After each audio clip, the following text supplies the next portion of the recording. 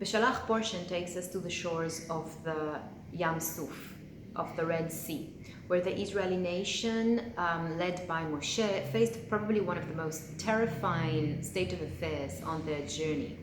As a nation, their spirit was shattered and broken. Some of them even thought of returning back to the land of Egypt. They wanted to choose and become slaves again to the Egyptian ruler and to his people. At this point, this infant nation does not really know how to think for itself. Remember, they're used to be slaves. So, and not even to mention of the fact that they cannot really protect themselves. On the shore of the Red Sea, the children of Israel felt such fear and embarrassment that they just couldn't take it anymore. They couldn't handle this. Their sense of self was empty and shattered, consumed by the years of enslavement in Egypt, shaken by the forces, sights of tremendous miracles that they have seen, or the plagues the Egyptian nation received from God, and overwhelmed in general with the fast-forward movement they had to adjust to. Their entire existence now was in jeopardy, and they sensed it. They felt everything that they had is no longer exist.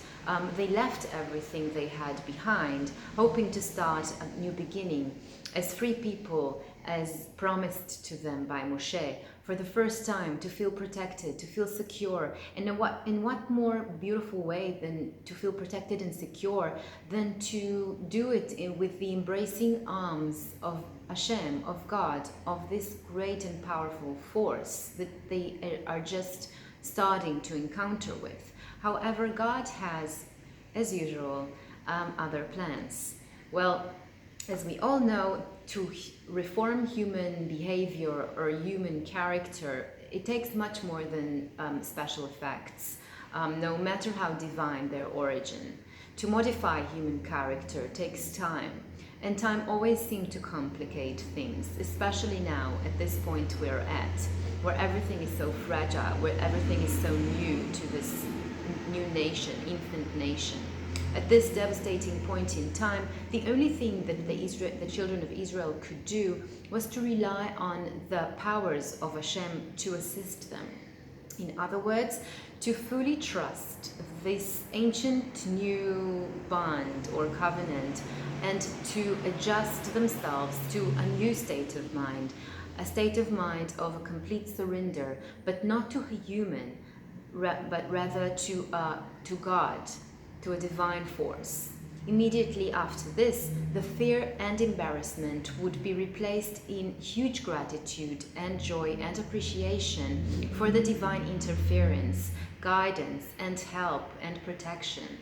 Their gratitude was so great that they pronounced all their emotions in a very special way, in a song. This song, known to be a pillar of belief in the Jewish tradition, we sing it, believers sing it everywhere, every day and in the entire world. This song is called Shirat Hayam, the singing of the sea. An interesting thing is that it's called like this because we might as well, the logic would say that this song should have been called the singing of the nation, the singing of the people, the singing of Israel, but no, this is the singing of the sea. And we will hopefully understand why. For now, in this historic moment when the children of Israel miraculously passed through the sea while it was consuming the entire Egyptian army, has a magnificent role. We will forever remember this miracle as the miracle of the crossing, as a step the Israeli nation took in terms of complete faith in the divine. And what interesting is that even this portions of Torah speaks about a song. We have there the song of Dvorah, the prophet. This song, the Song of Dvorah, was written several hundred years later and was sung at the conclusion of a fierce military campaign that the children of Israel had against the armies of Sisera. So what is about singing that is so important to us at this point? And what does it tell us about our journey? Many great miracles, as we know, and wonders related to redemption in the Bible evident themselves in singing. We have the singing of the well, we have the singing of David, we have the singing of Moshe at the end of the last book of the Torah. And we also have this singing of the sea. We can also say that most of the prophets were making their prophecies while singing. All the prophecies are literally, they are written as poems. So singing has a magnificent role in Jewish belief, in the Torah, and in our tradition. This song that Moshe and the children of Israel sing now is written in future past. It is a song for the future, a fitting epilogue to an overwhelming moment in time that has come to be identified with the children of Israel expression of faith and the recognition of God's role as their protector, as their warrior, and as their leader. The song at the sea begins with the Hebrew word of Az Yashir, which means then he would sing. Again, here it's in future tense. The word Az that opens this Shirat Hayam, the singing of the sea, has an Aleph, the letter Aleph above the letter Zayin, Az, Aleph v'Zayin. 1 above the 7. As we know, Aleph, the letter Aleph is 1, and the letter Zayin is the 7th letter. So we have here 1 plus the 7. We have a phrase in the Zohar that says, we're talking about what is this one we're talking here about. So we have a phrase in the Zohar that says, Tlat nafke mechad, chad betlat kaime. This is basically in Aramite.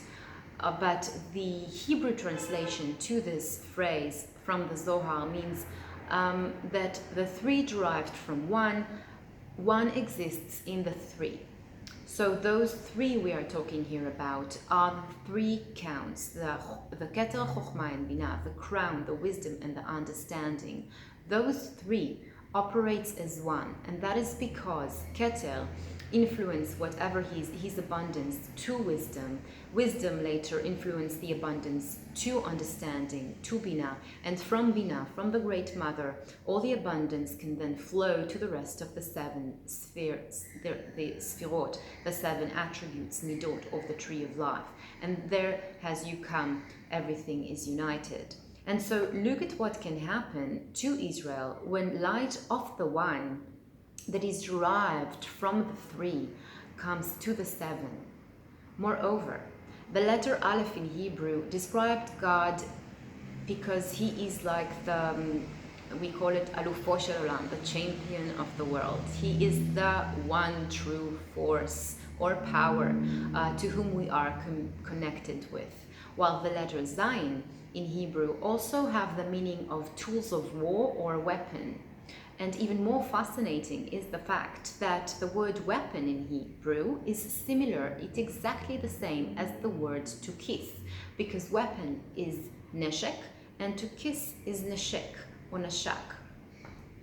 This power of the 1 plus the 7 is a sort of a secret weapon, we can say, or a kiss that God uses to fight his enemies and to make love with his loved ones. We are constantly aspire to get closer to Hashem, to get to know him better, or at least try to understand and practice or perceive his actions made upon us. And in any case, to be marveled by his creation revealed to us by hidden steps.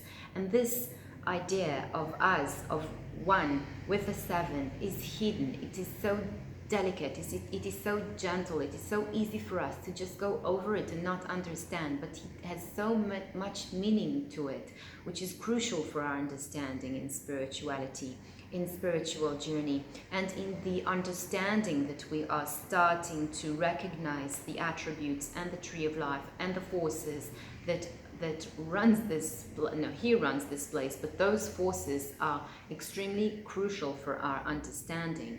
And one of these hidden steps, again, we're talking about to get to know Hashem and to get to know him. And he is usually, we can see him only in the hidden things, in the concealed things.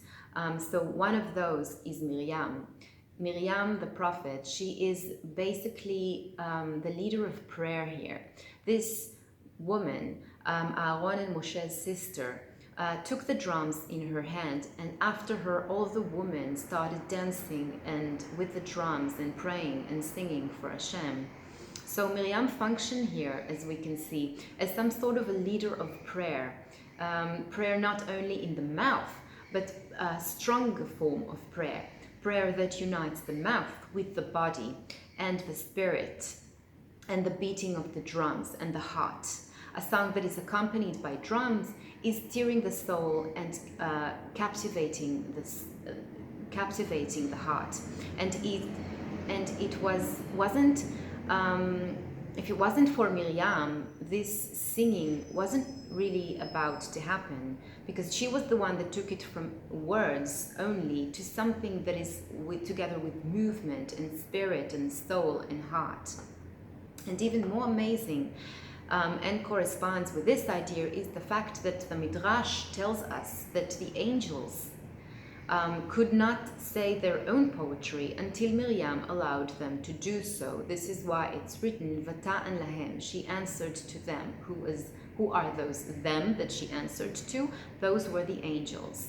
So we see here that all forces of nature, as well as forces above or beyond nature, were here accompanying the nation of Israel in its journey in this terrifying moment. And this is important for us to remember, because shortly after the children of Israel fled Egypt, and right before they moved forward in order to receive the Torah on Mount Sinai, another thing happened to them in this portion. They are facing two wars. The war with Pharaoh and the Egyptian nation, and the war with Amalek. This week's Torah portion, in a way, when it comes to those two wars or those two enemies, educate us of how to oppose each of these enemies in those different wars, of how to deal with them, we can say. While each of them, and it is important to say, represent two different mental states within our psyche. In the war against Pharaoh and the Egyptian people, or the Egyptian nation, it is said that God will fight for you, but you will remain silent. And we also know that nothing really happened until Nachshon ben Abinadav went inside the water, making the first move. In Amalek war, on the other hand, the approach is come out and fight the Amalek people, before taking under consideration the differences of mental approach needed in order to deal with each nation in battle. Dealing again with these two forms of mental war states, let's touch the differences between Egypt and Amalek. So Egypt, as we know, is the desire to receive. The ego in its most fundamental lean towards its possessions. The war against the Egyptian nation was a war against the mental state in which we are consumed by selfishness, while Amalek signifies something else. Amalek signifies doubt. It is a well-known fact that doubt can eat us from the inside. When in a state of doubt, we are not sure anymore about our way, we're not sure about anything we do, we're not sure about ourselves, we're doubting ourselves, we're doubting everything that is happening to us. But the worst thing of all, or above all, the worst thing is that we're doubting Hashem, we're doubting God, because everything that happens to us by the words of God, or by the command of God, or by the will of God. So let us remember, the Israeli nation has a mission. They are on their way to receive the Torah on Mount Sinai. And here is where we can see the differences in those two war fronts that they are to deal with, that we are to deal with. Pharaoh was behind the Israeli nation.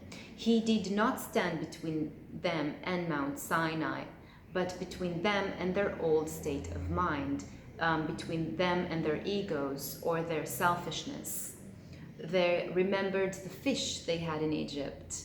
Amalek, on the other hand, stood between Israeli people and Mount Sinai and receiving the Torah. He was a hostile factor that tried to prevent them from completing their mission to get to the Mount Sinai and to receive the Torah. The difference between Egypt and Amalek is fundamental. Egypt represents our inner selfish needs, the deceiving ego, the false belief it has in its abilities of the self as the only one true source of power. When a person believes in his own abilities, in his own powers, naturally, he does not give any room to God's abilities to guide him along the way. Amalek, on the other hand, is not a need we have. Amalek has nothing to do with our ego, has nothing to do with selfishness. Amalek, as we can see in the biblical story, is trying to delay us, is trying to prevent us from reaching to a place we need to go to. It's a delaying force, it's an inhibitor. Amalek is a representative of an inner disbelief. If in Egypt the selfishness and the ego was a complete false belief in self abilities, so here Amalek represents the disbelief of some sort in our capabilities or the abilities of Hashem, of God, in what we can achieve and on our path towards what was divinely promised to us by God. So thus these two nations, Amalek and Egypt, express different mental states that we have, both unsorted processes within our psyche. However, while the one keeps us inside as prisoners, keeps us under the controlling ego, the other one is there to delay us. Amalek is the state of self-aggression. This force is trying to stop us, to delay us, so that we will not move on and continue our journey. In accordance with the differences between those two nations comes also the difference of the Torah's command when it comes to dealing with them. With regards to the war with Egypt, it is explicitly stated, "I will fight for you while you will remain silent." By this command, God is basically telling us, you cannot cope with your ego by yourselves. You cannot cope with this alone. Your selfishness or selfish needs are there as I chose to put you there. Remember, God has, this is a promise that he made to Abraham, that his children will be enslaved in Egypt. So you are selfish because you are human. This is how I have made you. This is God chose to do this to us, to make us like this exactly. So all you can do, God says, is escape from this state of selfishness, to run away from this as fast as you possibly can. And the minute that you will run away from this, you will then be able to trust the force that is bigger than yourself, a force of the above, the force of the divine, God, the creator, the true force that is actually controls everything you do and everything that even happens. This force, God, will assist us along the way with his miracles that are beyond our nature, beyond the human nature, because God is beyond nature. This is how we need to deal with Egypt. We need to be silent and let him do the job against Amalek. But still, we need to make the first move, as we saw Nachshon ben Aminadav. We need to go inside the water. But the command is, I will fight for you, and you will remain in silence. Against Amalek, as we shall see here, the only unique authority that is able or capable to deal with this force, which is our inner doubt, is Moshe. The only one who can confront this Amalek is Moshe, but he needs the people in order to really reach to victory. The leader of the Israeli nation, Moshe, which is also the force or the source of leadership within ourselves. In the war against Amalek, Moshe is the one who leads the nation to victory. He was the one who prayed for the people. He was the one who ordered Yoshua to choose men that will fight against Amalek. He was the one that climbed up the hill and raised his hands to the sky, to the heavens. Moshe with the people brought the victory. in collaboration. Now remember, on that hill, Moshe raises his hands towards the sky, towards the heaven.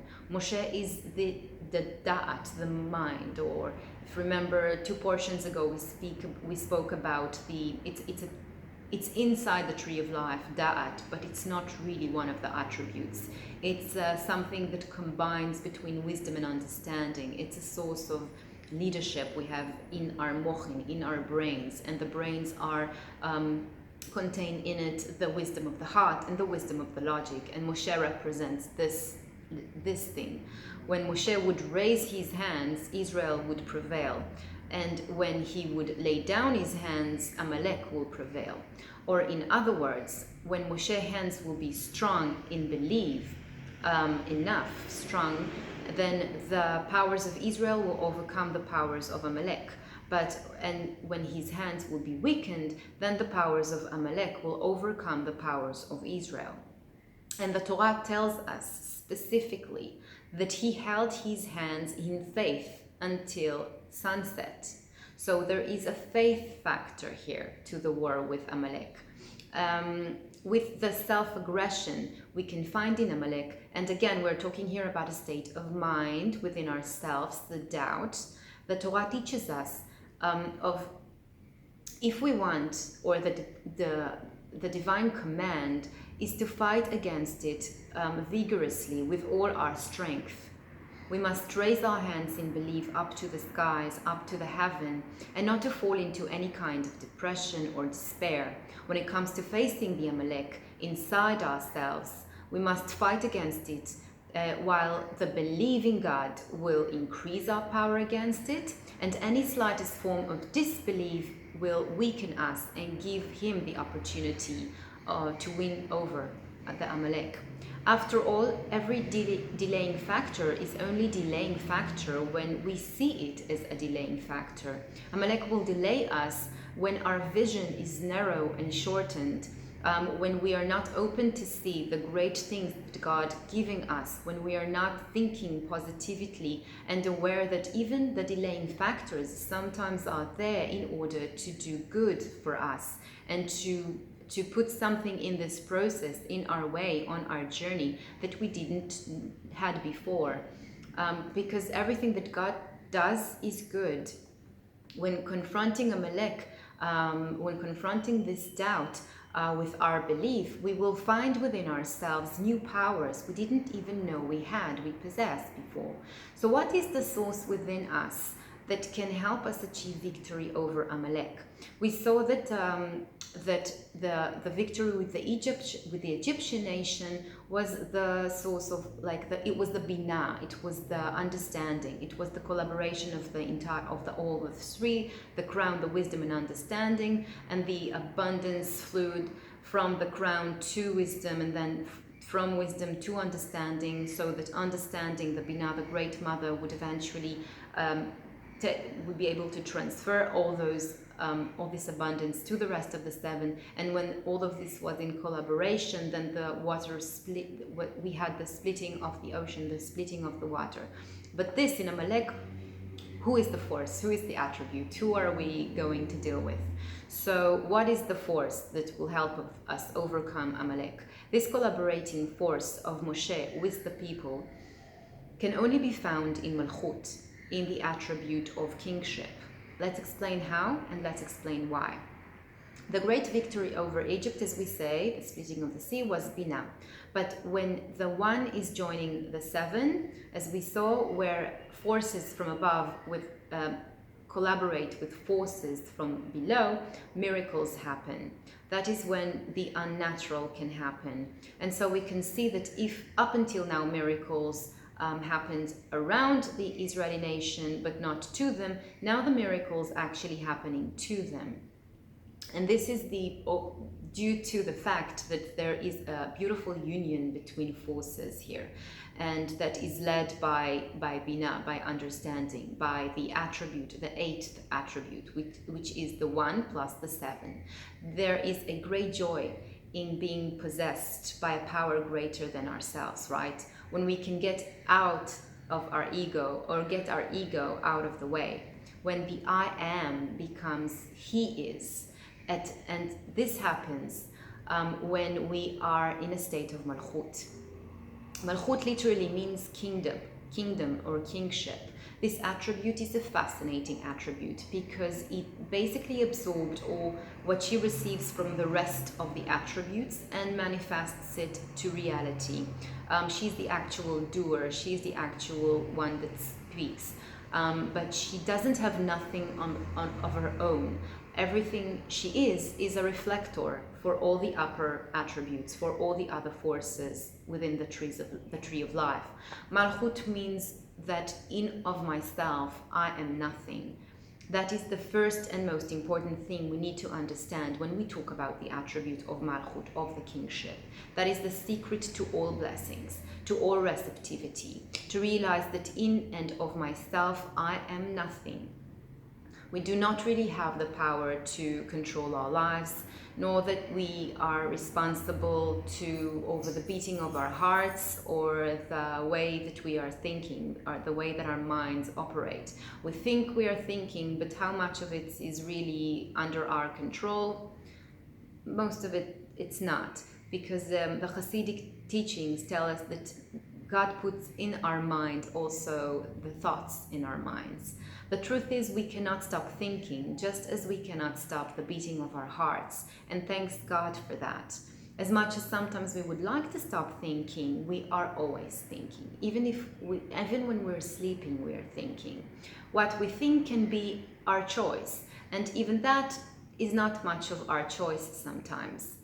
But that we think, in this we have no choice. We are constantly thinking. And the same in regards to our feelings. Even free choice is not completely free, because we always want something. What we want could be our choice. We hope it is our choice, but that we want, in this we have no choice. What we choose is our choice, but the fact that we are to choose, in this we have no choice. And that is the state of Malchut. Malchut is the realization that in and of myself I am nothing. All the powers in me are not from me. We don't know how to lift our hands or how to speak, we just do it. Everything we do all day long, we really do not know how we are doing it, but we are doing it anyway. Clearly, the powers within us are not from us. And that is the Malchut consciousness. That is how we activate the Malchut, when we realize that all the powers within us are not from us. That is when we activate Malchut. Then is when we realize that the more powers we presumably possess, the more we are to be appreciative for the one that actually gave us those powers. And this stage of conscious awareness is extremely important, and if I may say even crucial, because this is what's going to take us up the ladder here. When we realize that all the powers we have are not from us, then a gate is open to more powers. To powers that are beyond what nature can offer us and give us. And that is because God is above nature. As we said, when coming to these realization, we may start to feel tremendous sense of responsibility, because we realize that these powers are actually gifts that we received, and we only a receiver. Just like a radiator, we are a transmitter, and the way we turn ourselves on and tune ourselves into these powers is to know they are not ours, they are not from us. All our capacity to think and to feel is coming from God, is coming from the divine, from Hashem. The more we realize it, that all the powers within us are not from us, the more we are able to manifest those powers. The prayers we should say in accordance to this would be, or in accordance to this understanding would be, please God, use me. Use me however it is that you think it fits for you to use me. Or thank you, God, for those great gifts that you have been giving me. The correct way of the I am in a state of service, of appreciation. The Israeli nation on the shores of the Red Sea understood it. The song was the manifestation of the realization of the fact that everything that had been given to them was gift, and that everything that is going on, all the powers, are not their powers. In a Malchut state, a person experienced the true meaning of humility. When standing at the shores of the Red Sea, the Israeli nation experienced the highest level of spirituality, a supreme closeness to God, to Hashem. The manifestation of godliness was so clear that everyone could literally point a finger and say, "This is my God, and I will glorify him, for he is to be glorified." And now we are going to jump to the top. If in and out of myself I am nothing, then so in and out of God, I'm godly for God. And this is Keter, this is the crown. And Malchut always have a connect, she is a connect link to the crown. So it is not the I am of the ego, rather it is the I am which recognize that he is. This is a higher and elevated form of I am. So Malchut is the choice to make ourselves the kingdom for the actions and the presence of God, to be grateful that we can be at his service, to sing in joy, to glorify him. So remember this week this state of mind we are in. Remember the singing. Remember how important this is to operate with body, mind, spirit, soul, heart. Remember the collaboration. Remember the Az, the connection between the Aleph and the Zayin, the 1 and the 7. Remember those two wars, the war between the Egyptian people, the Pharaoh, and the war against Amalek. And remember that they are representing different states of mind in our psyche. The one represents selfishness and ego, and the other represents our doubt in ourselves, which is most of the time doubt in Hashem. So remember, there are different approaches to deal with each and one of these wars, in each of one of these enemies, nations within ourselves as well. So I hope that you will have a great Shabbat, and I hope to see you next week on the next portion. Have a Shabbat Shalom.